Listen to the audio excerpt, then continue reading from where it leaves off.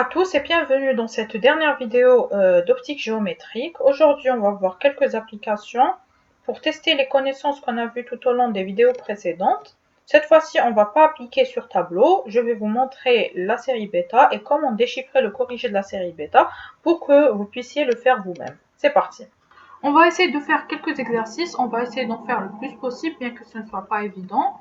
Donc commençons par le deuxième exercice de la série bêta, c'est une application pour la première vidéo, le premier chapitre. Un récipient dans l'air contient un liquide transparent d'indice de réfraction N1 est égal à 2 sur une hauteur de 10 cm. Donc on vous dit que c'est un récipient, par exemple une piscine plongée dans l'air. Donc l'indice de réfraction de l'air c'est 1 et l'indice de réfraction du liquide transparent de la piscine, que ce soit de l'eau ou autre, c'est N1 est égal à 2. Donc l'indice de réfraction du liquide transparent égal à 2. Et le petit récipient est rempli sur une hauteur de 10 cm. Au fond du récipient se trouve une source ponctuelle lumineuse. Donc imaginez que vous regardez ce récipient de haut. Il y a une source lumineuse qui diffuse de la lumière à travers le liquide transparent. On vous demande le rayon R de la surface libre traversée par les rayons émergents. Il faut savoir que quand on regarde, vous pouvez tout à fait l'essayer à la maison, donc quand on regarde de haut un récipient qui contient un liquide et dans le fond diffuse de la lumière, l'image qui va se produire sur la surface de ce récipient, sur la surface du liquide, ce sera un rond. Donc, ça va former un rond lumineux, une surface sphérique.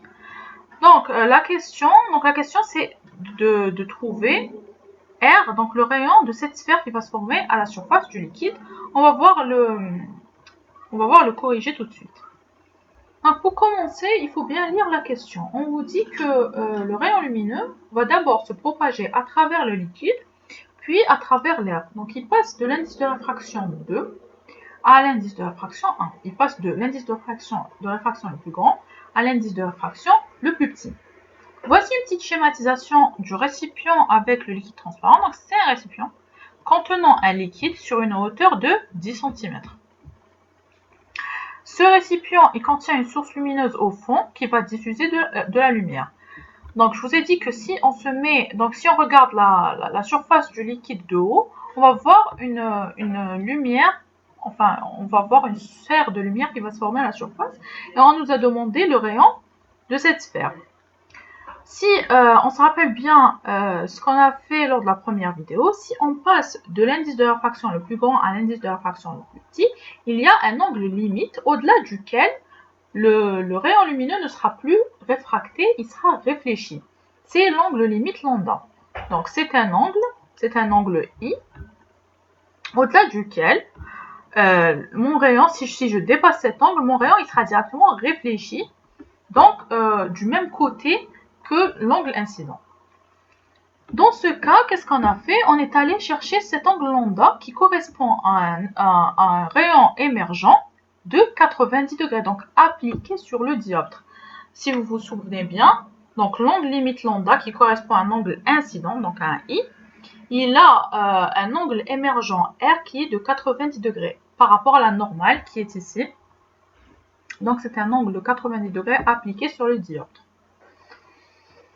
Voici la surface, si on la regarde de haut, la surface de la sphère. Donc l'angle lambda, c'est l'angle limite, c'est en fait la limite de la sphère, au-delà duquel il n'y aura plus de sphère. Il y aura une réflexion du rayon lumineux. On va chercher ce lambda. Comment on va faire? C'est la tangente de lambda, c'est R sur H. Donc, par conséquent, on a notre R. Donc, R égale H qui est la hauteur, la hauteur du liquide, si on veut, fois la tangente lambda. Alors, comment je peux avoir ce lambda? C'est, si vous vous souvenez bien, la relation de conjugaison, N1 sinus I est égal à N2 sinus R, puisque R égale à 90 degrés, c'est le plus petit n sur le plus grand n, c'est ce qu'on a fait ici. Sinus lambda est égal à 1 divisé par 2, lambda égale à 30 degrés. Donc, on revient ici à tangente lambda. Donc, R est égal à H qui est de 10, tangente 30 degrés. Et on a notre R qui est égal à 5,77 cm. J'espère que vous avez compris la notion de sphère et la notion de lambda. En fait, quand j'ai un angle limite, c'est l'angle au-delà duquel j'ai une réflexion ici.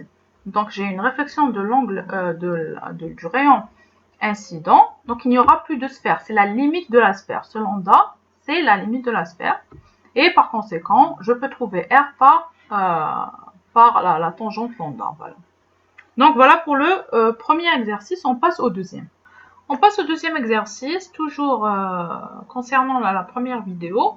On vous dit que voici 4 représentations du chemin optique suivi par un rayon lumineux abordant un dioptre. Quelle est la représentation traduisant la réalité optique? Est-ce que c'est A, B, C ou D? Cet exercice correspond à l'exercice 14 de la série bêta. On vous a donné un dioptre qui est horizontal, qui sépare entre deux milieux d'indice de réfraction. Le premier milieu, il est de 1,5 et le deuxième milieu, il est de 3,5. Et toujours le même rayon incident. Je souligne ici que le rayon incident n'est pas de 30 degrés, car on ne mesure pas le rayon incident est émergent par rapport au dioptre qui est horizontal, on le mesure toujours par rapport à la normale. Donc ici, le rayon incident, il est de 60 degrés, c'est cet angle-là et non celui-ci. On passe ici de l'indice de réfraction le plus grand vers l'indice de réfraction le plus petit. Donc toujours, il y a ce fameux angle limite, lambda, qu'on doit d'abord calculer pour savoir est-ce que ce rayon sera réfracté ou réfléchi. On va voir ça tout de suite dans le corrigé.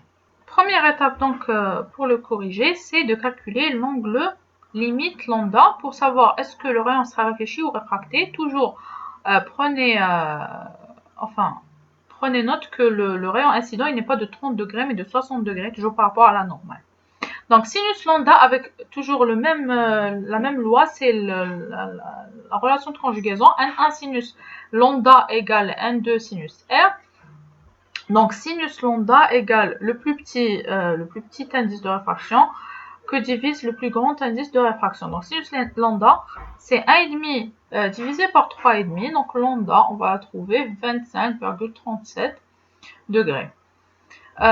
Puisque l'angle I est plus grand que lambda, donc l'angle d'incidence est plus grand que lambda, on a dépassé l'angle limite, il y aura donc une réflexion totale, il n'y aura pas de réfraction, puisque lambda c'est l'angle au-delà duquel on aura une réflexion totale. La réponse juste, donc c'est C, c'est la réponse où on a une réflexion totale. Place au troisième exercice qui est qui correspond au cinquième exercice sur la série bêta. On va s'intéresser aux lentilles, au chapitre des lentilles. L'exercice dit qu'un ménisque divergent est taillé dans un verre d'indice de réfraction n égale à 1,5. Cette lentille baigne dans l'air. Donc c'est une lentille divergente, un ménisque divergent d'indice de réfraction 1,5 qui baigne dans l'air. L'air est d'indice de réfraction 1. La norme de la distance focale OF' de la lentille divergente égale 40 cm. On vous demande le plus petit, on vous dit que le plus petit des deux rayons égale à 10 cm et on vous demande la valeur du second rayon R, donc du R le plus grand. On va voir la correction. Donc souvenez-vous, c'est un ménisque divergent plongé dans l'air. Le ménisque est d'indice de réfraction 1,5, l'air est d'indice de réfraction 1. Et la distance focale OF' égale à 40 cm. Donc voilà le petit schéma. C'est une lentille à bord épais, c'est un ménisque divergent, taillé dans deux sphères en verre, la première sphère, la deuxième sphère. Si on considère que le rayon lumineux vient de ce côté-là, donc vient du côté gauche, il va d'abord incider sur la première sphère, la grande sphère, puis émerger de la deuxième sphère, la plus petite sphère. Donc naturellement R1, la première sphère sur laquelle va tomber la lumière, c'est la plus grande sphère, donc c'est R1. Et la sphère par laquelle va émerger la lumière, c'est R2. Et R1, naturellement, est plus grand que R2. Donc première condition, R1 est plus grand que R2. Souvenez-vous qu'ils indiquent le plus petit des rayons égale à 10 cm. Donc R2, c'est R2 qui est égal à 10 cm. Maintenant, on va voir est-ce que c'est positif ou négatif pour R1 et R2. On va tracer notre lentille au milieu du ménisque divergent. Là, on ne le voit pas. Mais on va tout de suite se rendre compte que, en fait, R1 et R2 sont du côté droit de la lentille. Donc, ils sont tous les deux positifs. R1 est plus grand que 0. R2 est plus grand que 0. Et R1 est plus grand que R2. On va venir appliquer la loi qui dit que C égale N de la lentille divisé par N du milieu moins 1 fois 1 sur R1 moins 1 sur R2. C qui est égal à 1 sur OF'. Mais ici, faites attention, OF' pour une lentille divergente, il est négatif puisque le point focal image, il est situé du côté gauche pour le ménisque divergent. Donc, OF' c'est moins 40 cm. Donc, ce sera 1 sur moins 40 cm égale N de la lentille qui est 1,5 fois N, plutôt divisé par N du milieu qui est de 1, donc N sur N0, moins 1. 1 sur R1, on ne le connaît pas, c'est R1 qu'on cherche, moins 1 sur 10, puisqu'on nous a dit que le plus petit des rayons était égal à 10 cm, et le plus petit des rayons, c'est R2. Donc 1,5 sur 1 moins 1, fois 1 sur R1, moins 1 sur 10. C'est une formule mathématique. On va donc extraire le R1. On va faire nos calculs et R1 égale à 20 cm. Donc le plus grand rayon, c'est 20 cm tout simplement.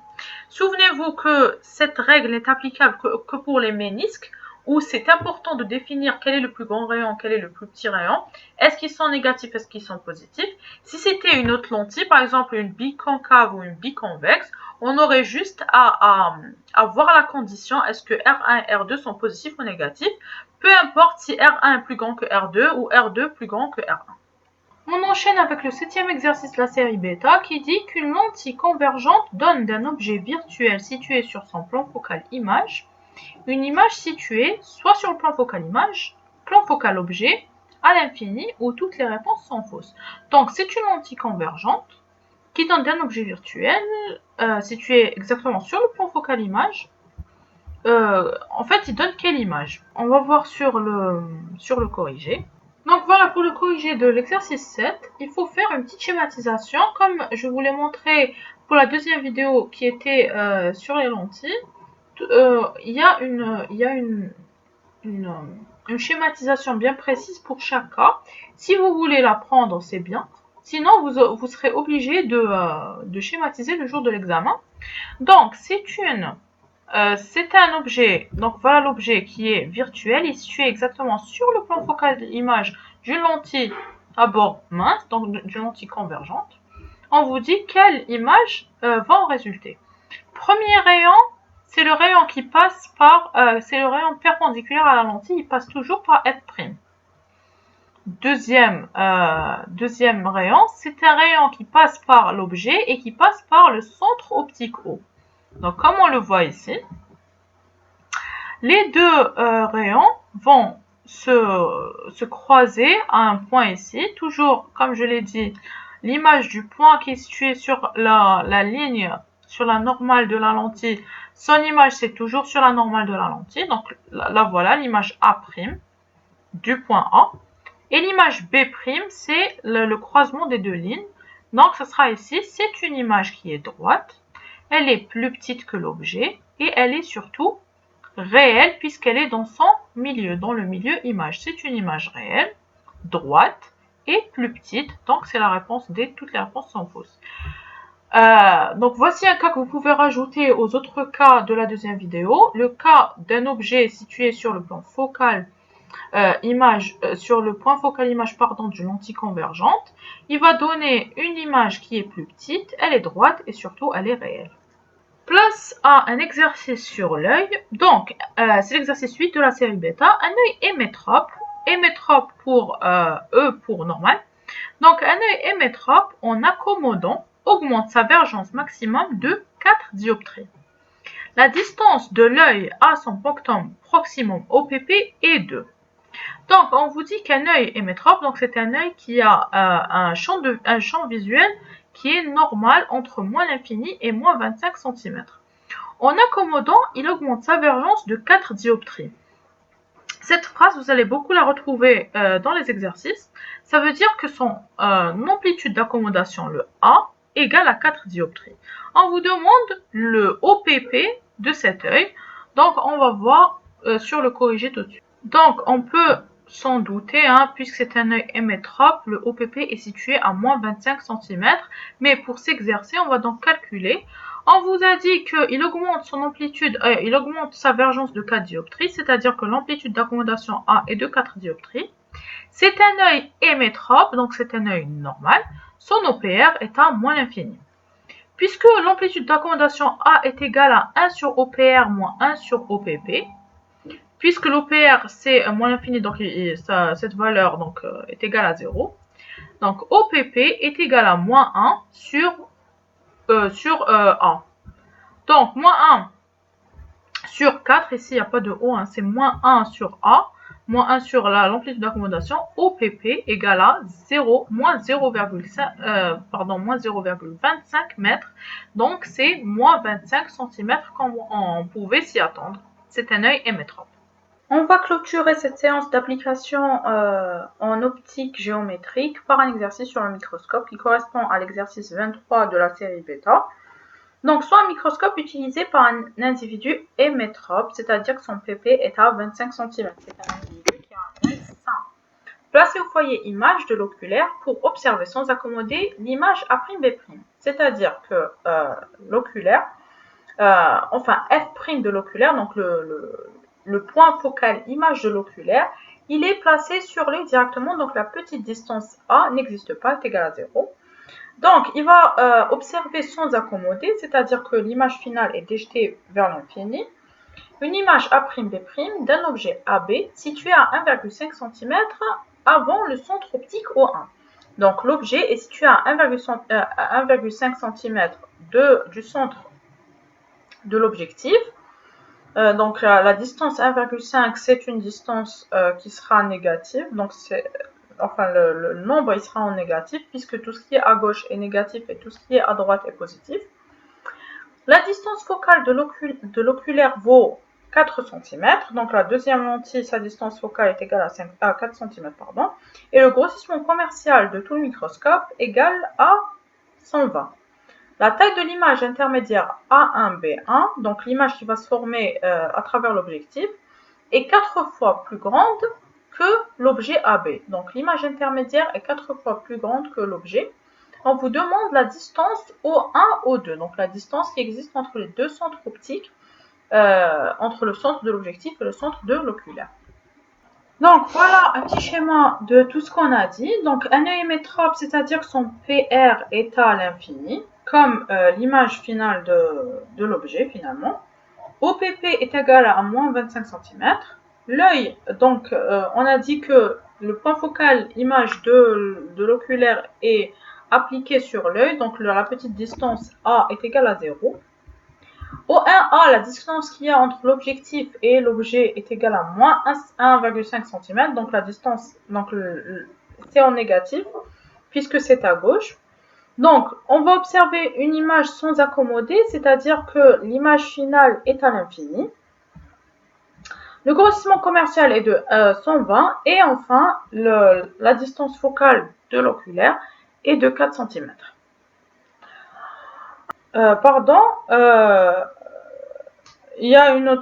Il existe une autre donnée, c'est que l'image intermédiaire est 4 fois plus grande que l'objet. Donc A1B1 sur AB est égal à 4. Souvenez-vous, ça c'est le grossissement. Donc A1B1 sur AB est égal à 4. C'est le grossissement. Donc voilà le petit schéma. L'objet qui a 1,5 cm de l'objectif.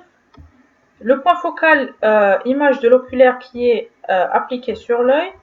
Et celui-ci qui est égal à 4 cm. Donc voilà, l'objet AB donne à travers l'objectif une image intermédiaire à 1B1 qui va être dans l'intervalle de la distance focale de l'oculaire. Et l'image intermédiaire qui va jouer le rôle d'objet pour l'oculaire, qui est une loupe, va donner l'image finale qui était jetée vers l'infini de l'objet qu'on ne voit pas ici sur le schéma. Et on vous dit ici que comme A1, B1 est à l'infini, donc l'image finale, donc A', B' est à l'infini, donc A1, B1 est sur F2, comme on l'a vu dans le cours des lentilles. Donc, si une image était jetée vers l'infini, c'est-à-dire que son objet était sur le point focal objet de la lentille, de la lentille finalement. On va donc, pour trouver la distance O1, O2, donc cette distance-là, on va partir du grossissement. Sachant que le grossissement est égal à l'image sur l'objet, donc O1A, enfin plutôt O1A' sur O1A, et que O1A est situé à gauche, donc il est négatif, et O1A' est situé à droite, donc il est positif. Donc notre grossissement qui était égal à la valeur absolue de 4, donc sera égal à moins 4, puisque l'un est négatif, l'autre est positif. Donc gamma est égal à O1A1, donc l'image, sur O1A qui est l'objet. Donc O1A1, cette distance-là qu'on ne connaît pas, est égale à gamma 1, donc qu'on connaît, qui est égal à moins 4, fois O1A qu'on connaît, qui est égal à moins 1,5 cm. Donc c'est moins 4 fois moins 1,5 cm. O1A1 est égal à 6 cm. Cette distance-là, O1A1, est égale à 6 cm. Puisque nous, on est en train de chercher le O1, O2, donc toute cette distance-là, on va rajouter la distance, donc la distance focale de l'oculaire, donc ça sera 6 cm plus 4 cm, cette distance-là qui est de 6 cm, plus cette petite distance-là qui est de 4 cm, donc O1, O2 est égal à 10 cm. Voilà, on a trouvé la distance qui est entre le centre de l'oculaire et le centre de l'objectif qui est de 10 cm. On vous dit, suite à la question précédente, cet individu accommode au maximum la position de l'objet AB par rapport au centre optique O1 et.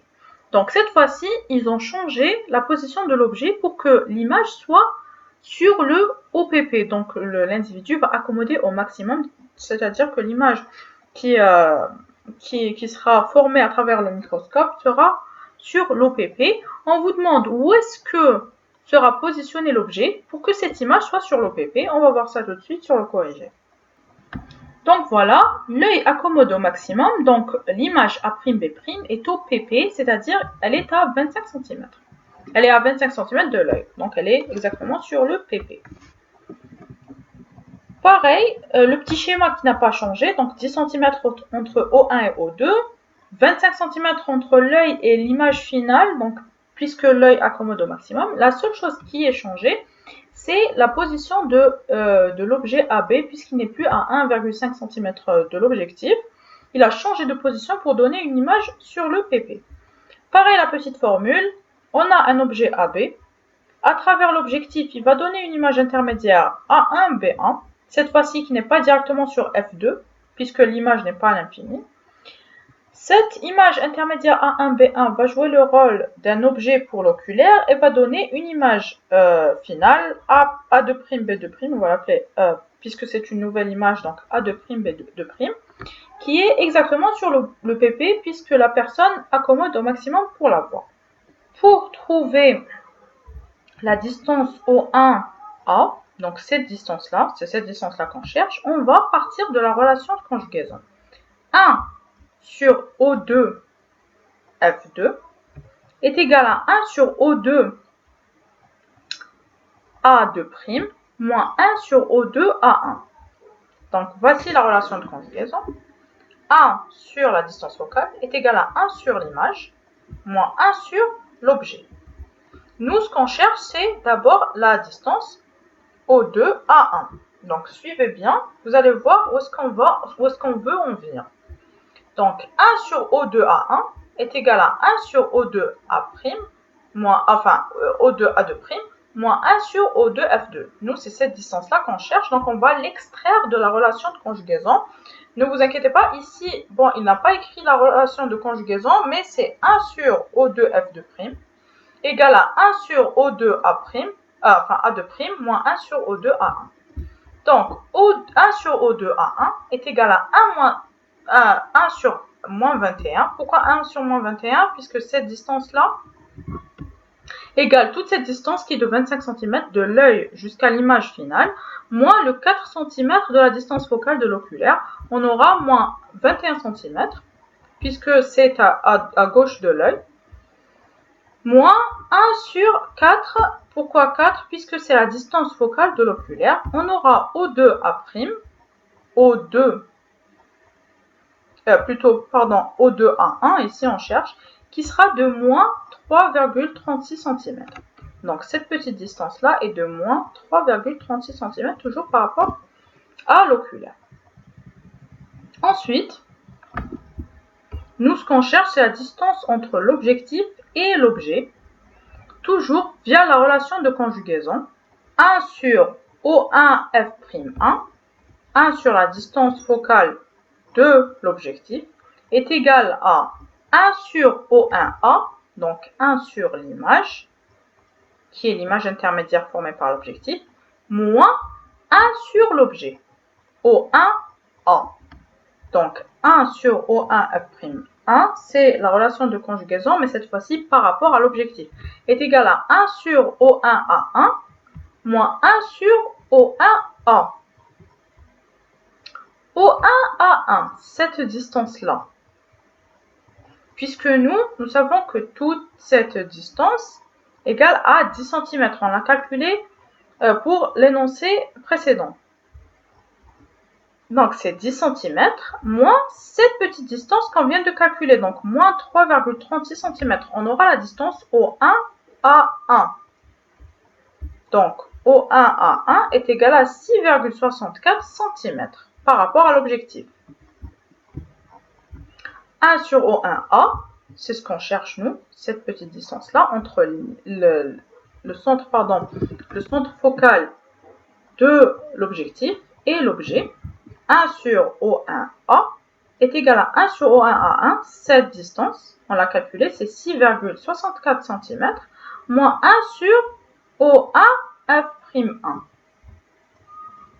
Puisqu'on n'a pas O1F'1, on l'a pas dit dans l'énoncé, on va aller calculer le O1F'1.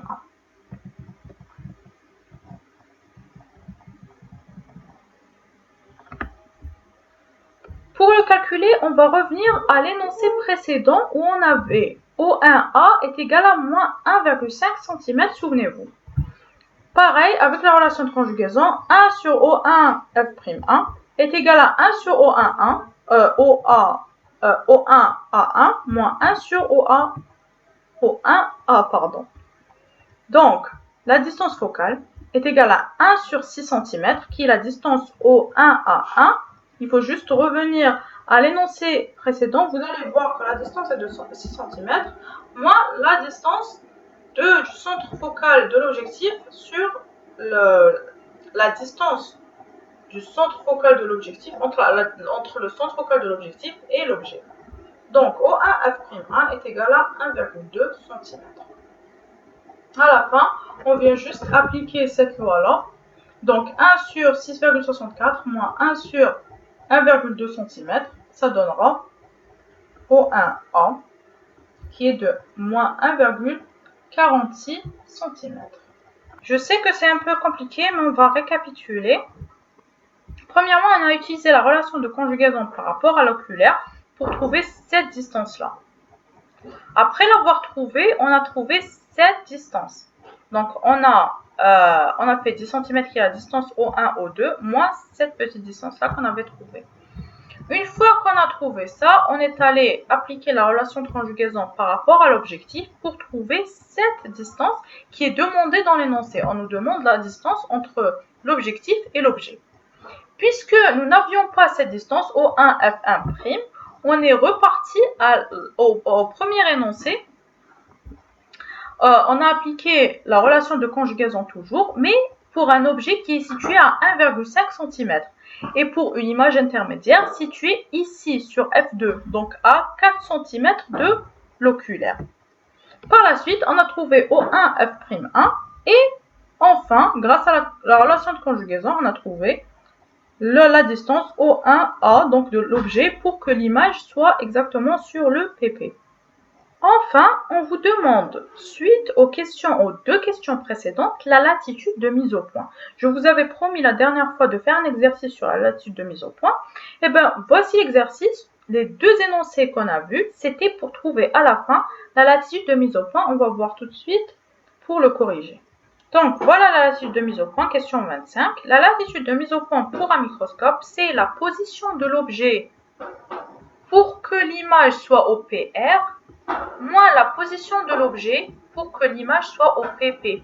Souvenez-vous, pour la question numéro 1, donc là, l'objet était situé à moins 1,5 cm de l'objectif pour que l'image soit à l'infini.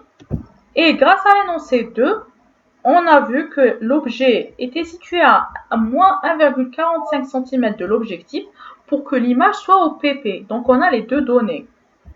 La position de l'objet par rapport à l'objectif pour que l'image soit au PR et la position de l'objet par rapport à l'objectif pour que l'image soit au PP. Donc c'est 1,5 en valeur absolue bien sûr, donc c'est 1,5 moins 1,46. Ça sera 0,035 cm. La latitude de mise au point, c'est 0,035.